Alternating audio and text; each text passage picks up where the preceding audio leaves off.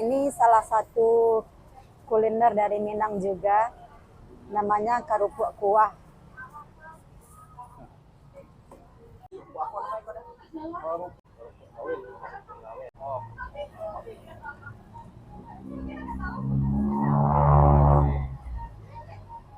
Nah, ini dikasih kuah sate Padang. Oke, kemudian dikasih topping bihun goreng. Oh, toppingnya banyak banget loh. Ah iya, yang suka banyak kuah ditambah kuah lagi di atasnya. Oh, oke. Terima kasih udah. Oke, mari kita nikmati kerupuk kuah ciri khas kuliner dari Minang.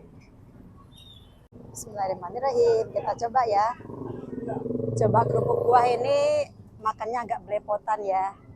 Karena dia lawe itu besar. Bismillahirrahmanirrahim.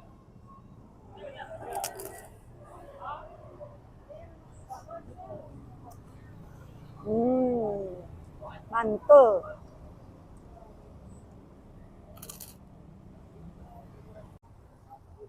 Recommended ya.